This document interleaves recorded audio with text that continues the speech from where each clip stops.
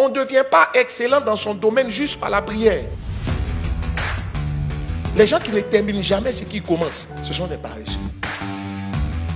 Tout ce que tu fais va demander à un certain point un autre niveau d'investissement pour que ça produise des résultats différents.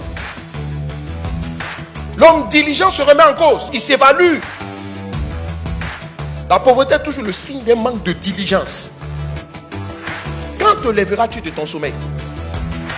Si tu veux régner, il faut être diligent, il faut bosser dur. Prends au sérieux tout ce que tu fais. Si tu as des désirs que tu n'arrives pas à satisfaire, il faut savoir que c'est un message que Dieu te donne. Où te dit, mon fils, je te veux à un autre niveau supérieur.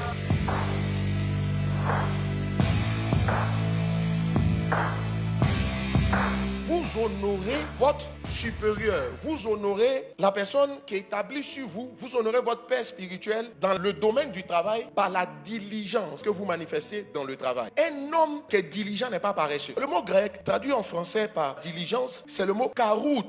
Et le mot karouts, premièrement, ça signifie celui qui est pointu dans son domaine. Quand on dit que quelqu'un est pointu dans son domaine, c'est qu'il est excellent dans son domaine. Il s'est développé, il a acquis une certaine habileté. On ne devient pas excellent dans son domaine juste par la prière. C'est pas le travail, c'est pas la discipline, c'est pas l'exercice. C'est quelqu'un qui est pointu. Il y a une différence entre être pointilleux et puis être pointu. Quand on dit quelqu'un est pointu, ça veut dire qu'il est talentueux, il est capable, il est compétent dans son domaine. N'établissez pas les gens qui ne sont pas compétents. Ne donnez pas des postes aux gens. Donnez-leur la charge. Quand ils valident la charge, alors tu donnes le poste pour confirmer la charge. Quelqu'un qui est diligent aussi, c'est celui qui a le jugement aiguisé. Donc lorsqu'on dit que vous êtes diligent, ça veut dire que vous avez travaillé votre art. Vous avez travaillé à avoir de la maîtrise dans votre domaine. C'est pourquoi un homme diligent est toujours excellent. Diligence et excellence, ça va de pair. Quand on dit un homme est diligent, c'est qu'il est excellent dans son domaine. Mais pour être excellent, c'est le travail. Ce n'est pas seulement le talent. Le talent peut être là. Celui qui n'est pas diligent, il va finir pauvre. Parce que tous ceux qui sont riches ne sont pas nés de familles riches. Beaucoup de riches ne sont pas riches sur plusieurs générations. C'est eux qui sont en train d'ouvrir le chemin de la richesse. Ça veut dire que leurs parents étaient pauvres. Mais ils ont regardé leurs circonstances. Et par la diligence, ils se sont hissés au-dessus de leur réalité. Un homme diligent, comme je vous le disais, c'est quelqu'un qui a un jugement aiguisé. La diligence ne rime pas avec paresse intellectuelle. Ça veut dire qu'il réfléchit, il observe, il analyse, il cherche des solutions. Il n'accepte pas à son corps défendant et en victime résigner ces situations. Il regarde la malédiction et il comprend que la malédiction n'est pas contournée par beaucoup de prières, mais la malédiction est contournée par de la sagesse. Oh, la sagesse, c'est une directive. Une directive est toujours le résultat,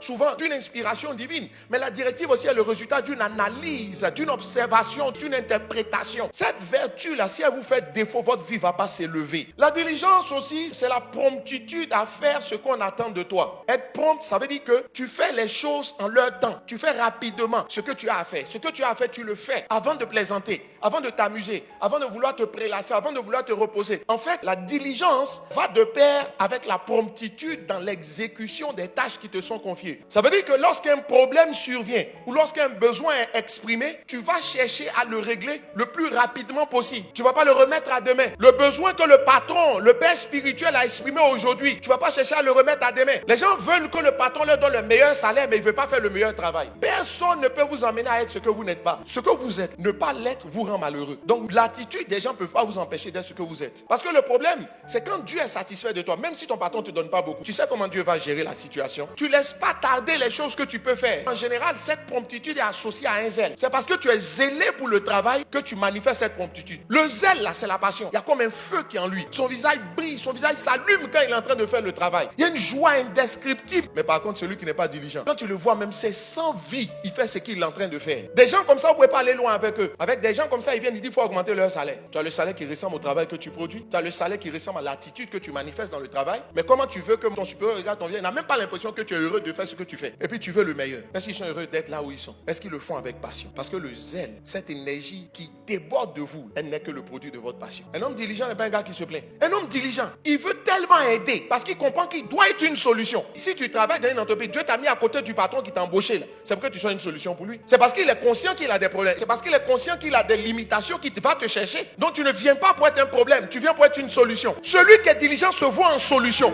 Donc quelle est l'utilité d'une solution sans le problème? C'est pourquoi quand il y a des problèmes, il est toujours le premier à se proposer pour régler les problèmes. Mais il fuit fuit pas le travail. Celui qui n'est pas diligent, quand il y a un problème, il dit c'est bien fait pour eux. Même si sa bouche ne le dit pas. Quand il peut voir quelque chose qui marche pas, il dit ah ça c'est pas mon travail. Tu auras juste ton salaire. L'homme diligent se voit en solution. Donc quand il y a un problème, il est mal à l'aise. Il veut prêter main forte. Mais il se plaint jamais pour dire ah on me confie trop ici. Et ici là, on travaille tout ça. La plupart du temps, quand on te confie beaucoup, c'est parce qu'on a confiance en toi. Il y a des gens très libres et il y a des gens très occupés. Les gens très occupés, ils ont fait la preuve de leur diligence. Ils ont montré leur amour pour le travail. Ils n'ont pas peur du travail. Ils ne reculent pas devant le travail. Ils ne veulent pas qu'il y ait un problème quelque part. Et la plupart des gens non diligents, ils sont très laxistes dans leur jugement vis-à-vis de leur propre travail. Comment quelqu'un peut travailler sans s'évaluer lui-même? Il travaille, il ne se pose pas la question de savoir s'il a fait au mieux ce qu'il a fait. Ce qu'il a su, il a fait. Donc quand tu veux, tu ne peux pas dire qu'il n'a pas fait. Mais en même temps, il travaille en disant que pour que tu ne dises pas qu'il n'a pas fait. Il ne s'agit pas de travailler pour qu'on dise que tu n'as pas fait ou bien que tu as fait. Il s'agit de travailler pour que quand on finit ça, il n'y ait plus rien à ajouter, que le cœur de celui qui t'a embauché ou qui t'a fait confiance